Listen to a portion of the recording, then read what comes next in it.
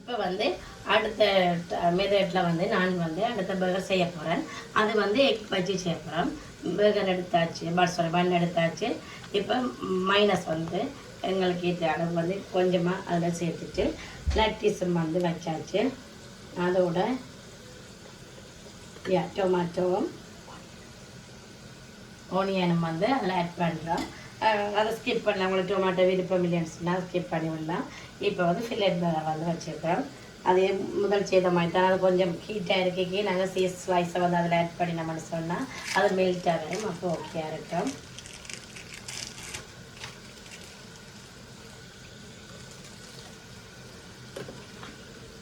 இப்போ அதுக்கு மேலே எக் வந்து ஆட் பண்ணுறோம். அதில் மிளகுத்தூள் வந்து சேர்த்துருக்கேன். ஆனால் இதோட வந்து நீங்கள் மிளகுத்தூளை ஸ்கிப் பண்ணிவிட்டு மிளகாத்தூள் வந்து கொஞ்சம் செய்றீங்கன்னு சொன்னால் நல்ல வடிவாகவும் இருக்கும், டேஸ்ட்டாகவும் இருக்கும். இப்போ வந்து பப்ளோ சாஸ் வந்து அதில் கொஞ்சம் ஆட் பண்ணுறோம்.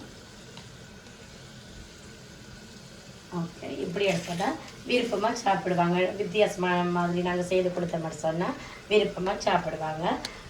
ஓகே ஃப்ரெண்ட்ஸ், இப்படி என்ன ஒரு வீடியோ மற்றொரு பர்கர் வந்து செய்து காட்டுறேன். ஓகே, அடுத்த பர்கரில் பார்ப்போம். இப்போ வந்து மற்ற பர்கர் வந்து செய்ய போகிறோம்.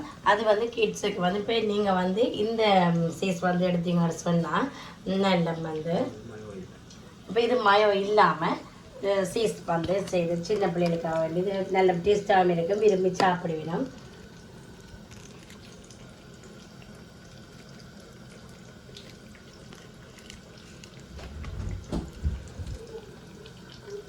இதோட லட்டீஸ் வந்து சேர்க்கிறோம்.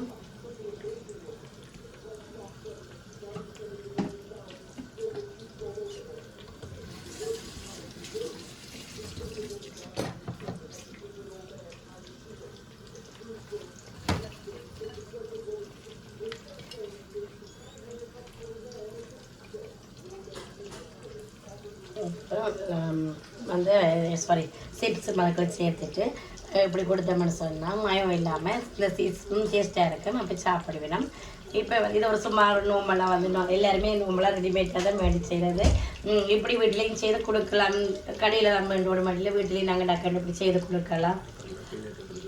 இப்போ இது வந்து ரெடிமேடாக இருக்கிற வழியாக இதை நான் ரெடிமேடாக நோம்பலாகவே செய்திருக்கிறேன்.